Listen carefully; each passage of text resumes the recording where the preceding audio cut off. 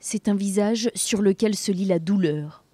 Le père d'Agnès Marin est dévasté. Un homme brisé par le malheur. Dans quelques jours s'ouvre le procès du meurtrier présumé de sa fille. Soutenu par ses parents et son avocat, à la première question, il s'effondre. Vous avez vu comme il fait beau? C'est impressionnant, c'est bientôt la fin des examens. Chaque fois que je vois des adolescentes, je pense qu'il y a 2 ans, j'avais une fille vraiment, en pleine possession de ses moyens, heureuse de vivre. Et avec laquelle, c'est difficile à dire, mais difficile de vivre avec quelqu'un qui n'est plus là. C'est dans cette forêt qu'Agnès, 13 ans et demi, a trouvé la mort en novembre 2011.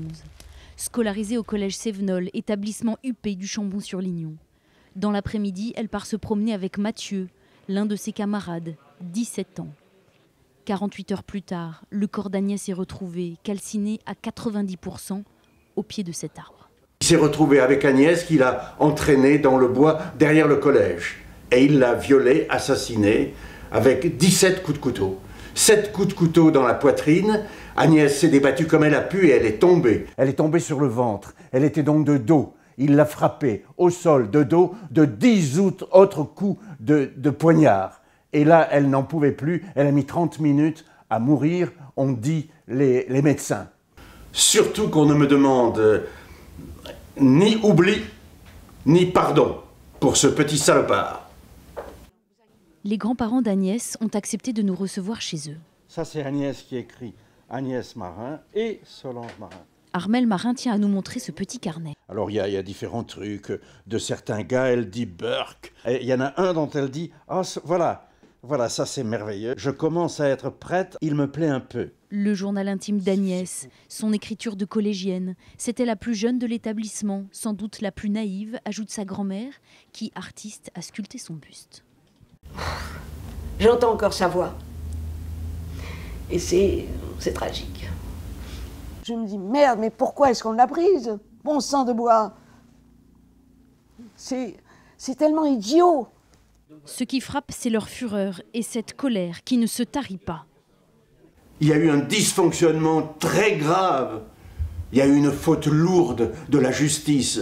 Car 1 an avant le meurtre d'Agnès, en 2010, Mathieu est soupçonné d'avoir déjà violé une autre camarade de classe, Julie, 15 ans, dans le Gard. Les 2 affaires se ressemblent. Même scénario, Mathieu emmène cette jeune fille en pleine nature, dans la garrigue. Il la bâillonne, lui attache les poignets. « Maintenant tu comprends pourquoi je t'ai amenée là », lui murmure-t-il. Et il la viole. Julie aura la vie sauve, grâce à un coup de fil de sa mère et beaucoup de sang-froid. Elle parvient à raisonner Mathieu et à le dénoncer. Mathieu est donc emprisonné, 4 mois de détention provisoire. Puis à sa sortie, il est scolarisé au Chambon-sur-Lignon, libre sous contrôle judiciaire, grâce à l'avis favorable d'un expert psychiatre. Et voici ce qu'il écrit. Nous considérons que cette personne n'est pas dangereuse. Nous avons contacté cet expert. À l'époque, Mathieu ne présentait pas de dangerosité psychiatrique. Je ne retire rien, mais je suis affecté par ce drame du Chambon-sur-Lignon. Quand la justice fait mal son métier, même par erreur, par faute lourde, il y a des gens qui meurent. Ma petite fille est morte dans des conditions affreuses, abominables. Ce type particulièrement odieux, qu'on a sorti de prison, qu'on a donné un collège avec des filles de tous les âges. À partir de 12 ans, la 4e, voilà, c'est quand même hallucinant. Comment a-t-on pu faire ça ? Après son incarcération, personne n'aura su déceler la dangerosité quasi pathologique de Mathieu. Quand Agnès disparaît, il pousse le vice jusqu'à participer aux premières recherches avec ses camarades. Il était avec nous et c'est ça qui nous fait le plus mal parce que ce soir-là, il a cherché avec nous alors qu'il savait très bien ce qui s'était passé, quoi. Mais très vite, les gendarmes repèrent et arrêtent ce jeune homme curieux, au comportement étrange, qui présente des griffures sur le visage et qui était parti se promener avec Agnès. Il reste distant, froid, et très rapidement il montrera également que ses propos bien sûr seront contradictoires, mais il jouera sur les faits, sur les déclarations. sur ces déclarations pour nous balader, tout simplement. Mathieu les emmène dans le secteur, mais ce sont les gendarmes qui découvriront seuls la scène de crime.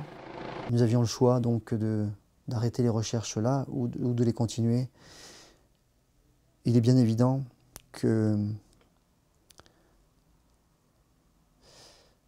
tous les enquêteurs étaient dans une optique encore positive, à se dire que nous allions peut-être retrouver l'enfant vivante. Et donc les recherches, nous les avons menées jusqu'au bout, dans des conditions un petit peu difficiles, pour arriver sur les lieux de cette découverte macabre. Et là, bien évidemment, écoutez, c'est l'épilogue.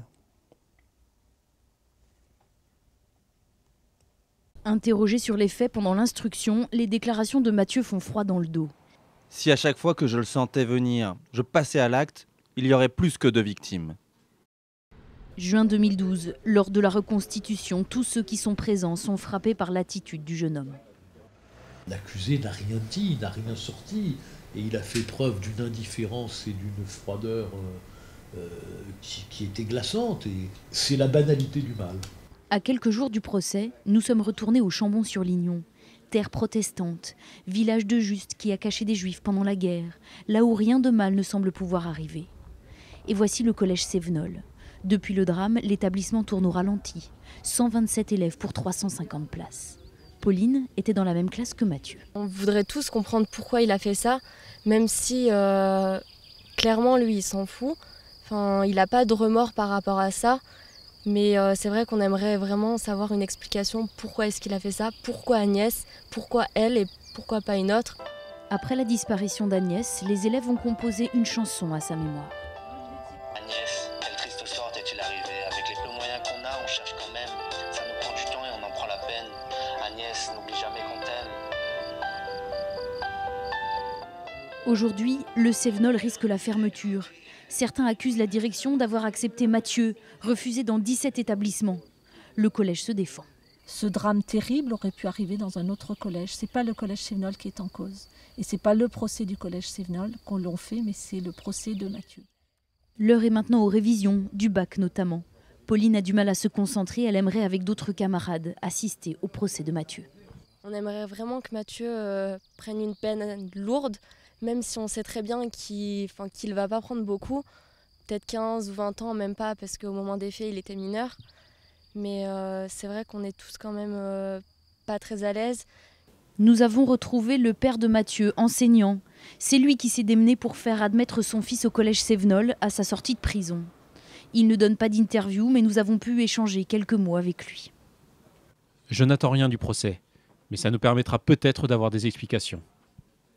La défense de Mathieu voudrait que le procès se déroule à huis clos, à l'abri des regards. La famille d'Agnès souhaiterait l'inverse. Le père d'Agnès, en tout cas, n'attend rien de Mathieu. Vous avez vu dans quelles conditions il a violé, torturé et brûlé ma fille? Quelle explication voulez-vous donner? Ce que nous voudrions, c'est que l'horreur qui est arrivée à Agnès puisse servir à tous, à mettre ce monsieur qui n'a plus rien d'un mineur à l'abri pour le plus longtemps possible, avec une peine de sûreté qui soit exemplaire. Sinon, tout ça n'aura servi à rien. Sinon, Agnès est dans un trou pour rien. Et ça, oui, ça me met extrêmement en colère. Si l'excuse de minorité est retenue, Mathieu encourt 20 ans de prison. Si la cour d'assises décide de le juger comme un adulte, il risque la réclusion criminelle à perpétuité.